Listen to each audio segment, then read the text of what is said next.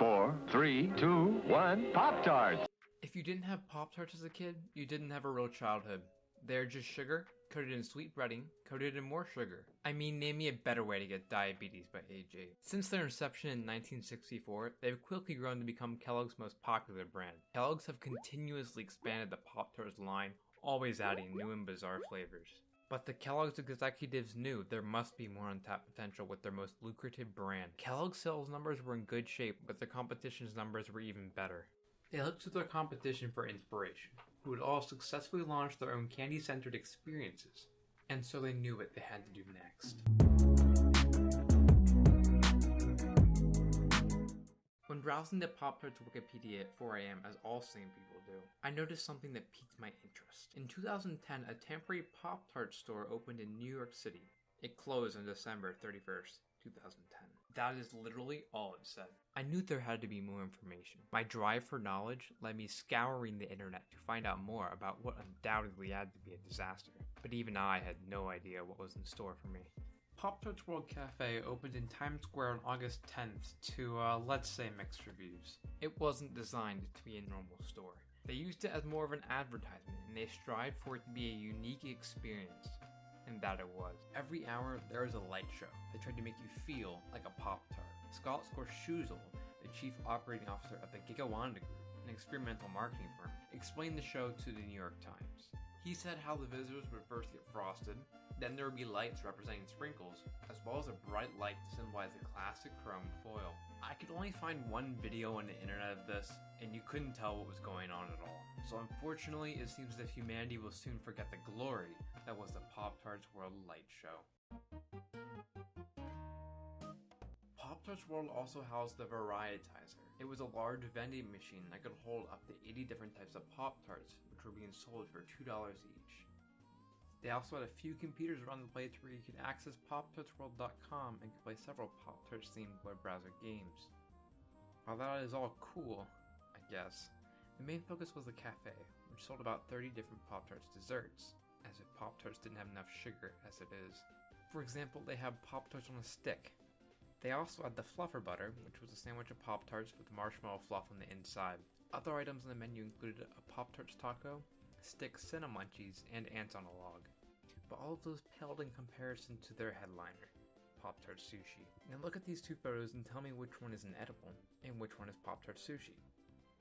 They're both Pop-Tart Sushi. A Pop-Tart Sushi is constructed from a raspberry, blueberry, and wild berry Pop-Tart, which are then crushed and wrapped inside a fruit roll-up. The chef who designed this recipe explained his reasoning to the New York Daily Times in this clip. I'm a sushi lover back home. It's one of my favorite foods, and I tried to equate the Pop-Tarts medium into foods that I like. And we were trying to think of a way to do kind of a sweet, fun version of sushi with Pop-Tarts. Of course, this was their most popular item on the menu because who wouldn't want a Pop-Tart sushi? It had very mixed reviews, to say the least. In a Yelp review, Dana R. posted, "When I popped a Pop-Tart sushi roll into my mouth, my body almost went into shock from the horror my taste buds were going through." Most of the comments about Pop-Tart Sushi on YouTube and Yelp were of a similar vein to Dana R's comment. But naturally, a lot of kids loved downing what was essentially a sticky ball of sugar. They looked so disgusting that I just had to attempt to make some for myself. Welcome to cooking with me. Today I'll be attempting to emulate the famed Pop-Tart Sushi. Here I have strawberry Pop-Tarts, blueberry Pop-Tarts, and a unicorn fruit roll-up. I didn't get all three flavors used in the actual Pop-Tart Sushi because I'm pretty sure this won't be worth spending nearly $15 on to recreate. So I'll gladly substitute some flavors for my scuffed Pop-Tart Sushi to make it a bit more reasonably priced. First I put 2 Pop-Tarts of each flavor in a bowl and mashed them together. This step is very important. To make it more of a paste so it sticks together, I added a tad bit of water. If you don't have water, some alternatives are maple syrup or Elmer's glue. For legal reasons, that is a joke. It ended up way stickier than I was expecting, but it worked out. Next, just lay out the fruit roll-ups and fill them with the goop. Now I just cut it into bite-sized pieces. Finally, I can see what all the hype is about. Now when they opened the store, they only had a 4-month lease, and they decided they would wait and see if they would make this a long-term thing. I think you can guess what they decided. After being open for just 3.5 months, Pop-Tarts World closed its doors and the Pop-Tart Sushi died with it. But that wasn't the end of Kellogg's venture into the restaurant business. On July 4th, 2016, Kelloggs NYC opened up in Times Square. This time they did not just limit themselves to Pop-Tarts, but also made creations with Eggos and their dozens of different cereals. In December of 2017, they moved to Union Square and lowered their prices.